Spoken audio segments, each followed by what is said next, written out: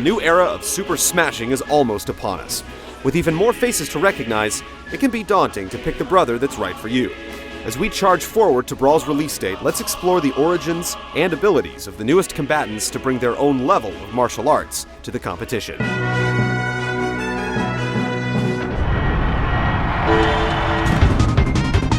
King DDD was introduced in Kirby's Dreamland in 1992 for the Game Boy.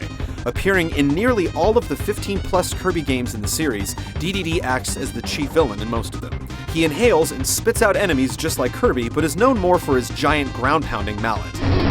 King DDD enters Brawl in the heavyweight class alongside Bowser and Donkey Kong.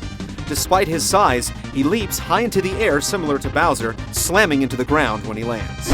With his side special attack, he tosses enemies at opponents. As expected, DDD uses his mallet to pound enemies, but this time, it's mechanized, allowing him to charge it up like Donkey Kong's Power Punch. Unlike the ape, though, DDD takes damage if you charge too long. When he collects the Smash Ball, DDD calls for his militia of minions to do his dirty work. Instead of their usual speed, these guys are extra fast and much more lethal.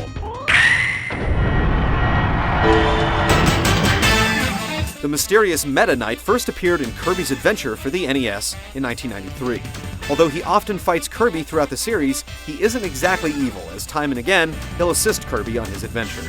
He looks a lot like Kirby, except he wears a cape and mask and battles only with a sword.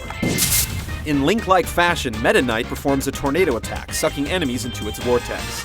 His side special attack drills opponents and can be directed with an upward or downward force, setting up juicy combos. Similar to a mid-air dodge, Meta Knight's special down move throws a cloak over himself, making him disappear. Just tap the direction you want him to reappear, then attack. When Meta Knight gets the Smash Ball, he swings his cape into an opponent. If it lands, his attack radius increases, engulfing everyone into the darkness. Mamma mia! Meta Knight's stage is his very own battleship. First seen in Kirby Superstar for the Super NES, combatants begin their fight alongside the ship. Eventually, they'll land on board, where dodging its barrage of missiles and beams is a priority. In 1994, Diddy Kong made his debut as Donkey Kong's sidekick in Donkey Kong Country for the Super NES, and 1 year later in its sequel, Donkey Kong Country 2, Diddy's Conquest. Since then, he starred in the very successful Diddy Kong Racing on the N64 and several Mario sports games. As expected, Diddy borrows many of his moves from his previous games. His classic Donkey Kong Country cartwheel is back, as well as his rocket barrel boost from Donkey Kong 64. This time, though, he has a peanut pop gun. It can be charged up, and sometimes the peanut shells explode to reveal edible peanuts to restore health. If Diddy snatches the Smash Ball, he becomes a dual pop gun wielding Rocketeer, hovering above everyone else firing below. His new stage, which could also be Donkey Kong's as well, takes cues from Jungle Beat on the GameCube. Similar to Icicle Mountain in Melee, Rumble Falls constantly scrolls upward as you climb to avoid death from below.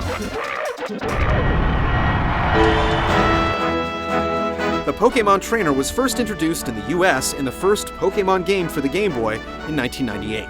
In charge of raising, collecting, and battling hundreds of Pokémon, the trainer, who later received the name Ash Ketchum in the TV cartoon series, has found his way into over 25 games.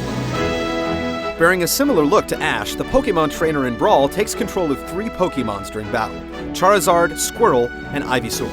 Although he controls just one at a time, he can freely swap out one for another in an ordered fashion, and this is a must, as each Pokémon has its own stamina that weakens over time. Knowing each one's strengths and when to use them is vital to the trainer's success. Charizard's side special Rock Smash is very powerful. Squirtle's water spitting ways are a specialty, and Ivysaur's Vine Whip is ideal for getting back on the stage. As predicted, the Pokémon Trainer's final smash has all 3 Pokémon combining forces to unleash a triple finish on anyone within their vicinity. The trainer gets its own upgraded stage in Pokémon Stadium 2. The terrain frequently changes like in Melee, but now into an ice and flying stage. The latter features powered fans, decreasing everyone's gravity as they fight in midair.